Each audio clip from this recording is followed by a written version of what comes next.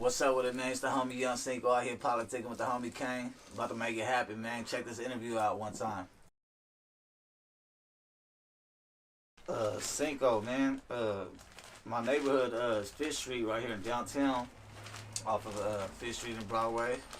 Everybody from Sac knows where that's at. Cinco, so Fifth Street. Everybody from my neighborhood call it Cinco, cause 5 in Spanish means Cinco. You feel me? So every time somebody from my hood go to jail, instantly they call it Cinco or CB Circle. You feel me? So I was like the youngest nigga at the time from my hood going to jail, in and out and shit. Like at 19, 18, and fucking they started calling me Yung Cinco in there. So when I got out, they used to call me Chato or Chatmeezy back in the day, but Yung Cinco stuck with me ever since I got out, and I got it from jail basically. Feel me? Man, shit, I'm from downtown Sacramento. I grew up in West Sacramento.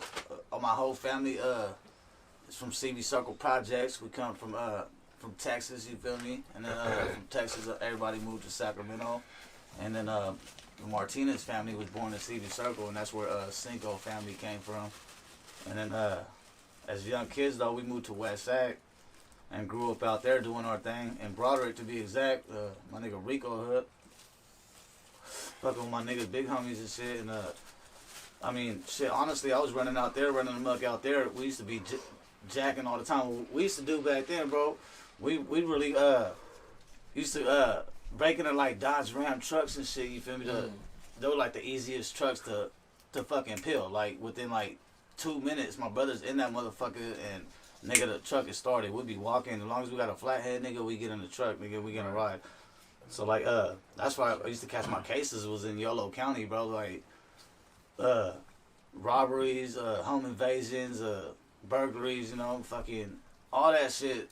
I'm 30, nigga. I look young, but I'm 30, so niggas be like, nigga, what do you mean back then? Like, you know, you still look young, but that's when we was doing our shit in West Sac. Man, we was doing hella little robberies fucking across the street from our high schools and middle schools and shit. Gang injunction. And they had the gang injunction out there in West Sac, so like we couldn't even be outside past 10 o'clock. You feel me? If you was walking in a group of 3, nigga, you getting blurred all times. And the police was like literally hitting you up, nigga, searching everybody, nigga, trying to call people's parents, because we was young at that time running around too. So it's like, yeah, it was pretty cool, man. But shout out to my B-boys, man. Real talk. Fuck, my older cousin Sin from Make It Happen. They was doing their rap shit back in the day. Like 2010 and shit. 2008, I want to say. But they was always doing shows and shit. We'd always be the young niggas in the background or in the parking lot because we wasn't able to get in the fucking club. So we had to be outside in the parking lot while my older cousins performed and they did their thing in the club. We'd be outside, you feel me? And he was like basically he was an inspiration for me and my cousins and shit. Yeah, shout out my cousin Sin, man. And then I got locked up 2010, 2011.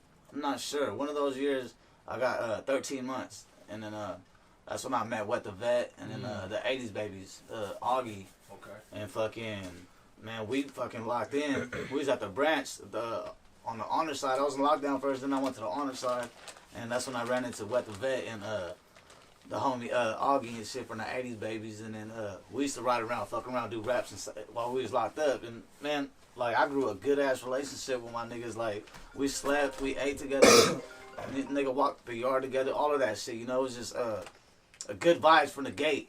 So that's man, that's when I started taking it serious when I got locked up, riding with my nigga Wet the Vet. And the 80s baby said he had his own little shit going on, Live Image. And that's when I dropped my first solo. It wasn't a solo, it was a mixtape, The Project Economy. It was I ain't gonna lie, it was bootsy as fuck, but nigga, I didn't really take the shit serious at that time, but fucking probably like a year later, shit started like buzzing. People like, oh, Cinco, when you dropping your new shit, or you know, so I started making songs with the homie D Snaddles, Welcome to Sacramento, AF Annette, with Young Loke, Rally Rail, you know. So yeah, Welcome to Sacramento really what fucking planted that shit for me.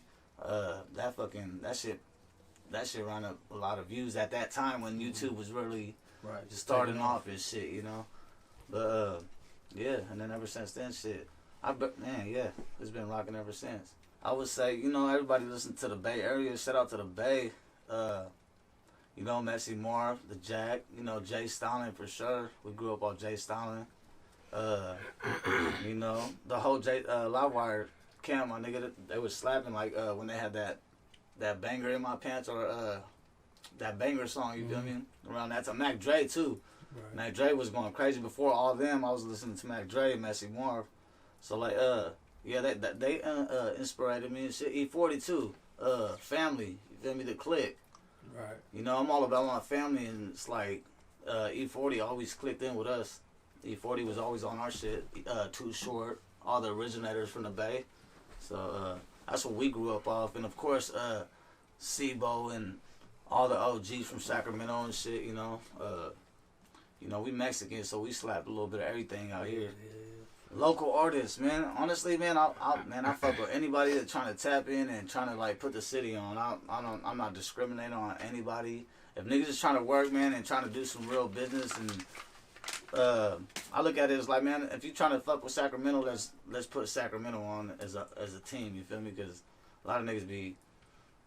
Right. You can't make a song because this nigga tripping or this nigga tripping. Nah, man, let's make a song about getting money or fucking these bitches or something. But yeah, man, I'll collab with anybody. I ain't got nobody specifically, but I'm willing to jump on the track with anybody from Sacramento, as long as they doing their thing. You can't be just a random nigga trying to do a song with me. Then I might need a couple dollars. Right. Yeah. For real. Shit, honestly, man, I'll be looking up to Nipsey Hussle, man. Nipsey Hussle, Yo Gotti, a lot of older niggas, bro. Right. Nipsey Hussle's the main nigga to me. I watch a lot of Nipsey Hussle, his interviews and shit. The way he moves, he's you could tell just by the way the nigga talk. He's like saying some type of game every time. So, Nipsey Hussle be the main nigga for me. I'll say fucking Tales from the Bronx.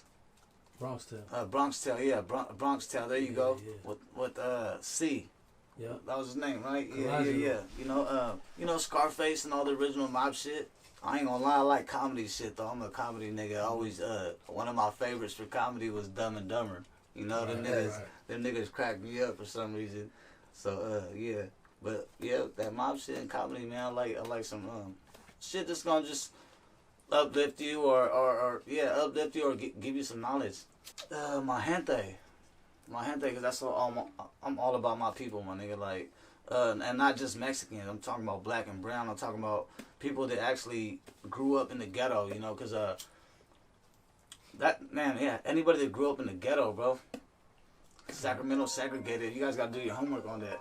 Sacramento segregated talks about how we was basically, nigga, we set to fail, basically, So, right. Producers, man, my favorite right now is Filthy Phil from Woodland, 530.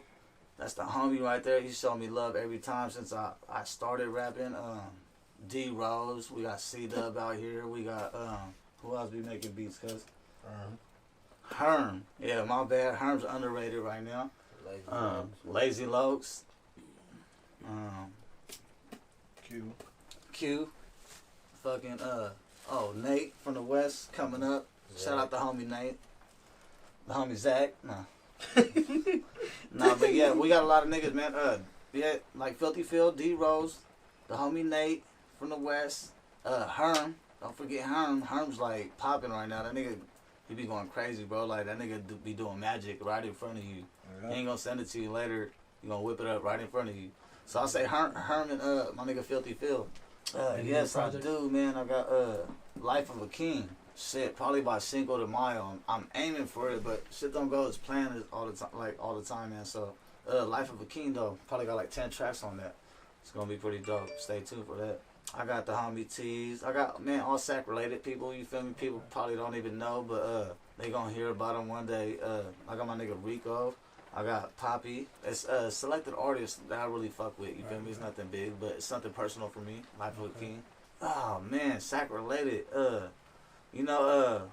Gang related. Everybody says we gang related. I always felt like I'm Sac related because man, when I was locked up, I met a lot of fucking homies. And then I was young at the time, but I really like fucking locked in with motherfuckers and really got relationships with motherfuckers, and I always felt like I was Sac Related because everywhere I go, I'll meet somebody. Before the music or anything, like, I was locked up. That's how niggas knew me, because they was locked up with me, or they knew me from school or some shit.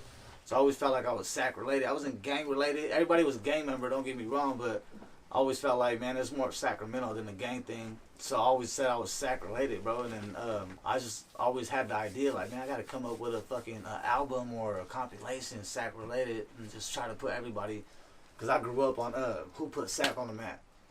You know? Everybody grew up on Who Put Sac on the Map. Fucking, we had Looney Young, we had CeeLo, Brother Lynch, we had all them niggas in T-Nutty, and it was mainly blacks, you feel me? Right. So it was like I was trying to do something to where I could put everybody on. I don't give a fuck if you black, Asian, you know, white, whatever the fuck you. If you could gas some shit and I could feel that you really talking about something, you know, that I could relate to, then nigga, I fuck with you, bro. You Sac Related to me, and loyalty makes you family.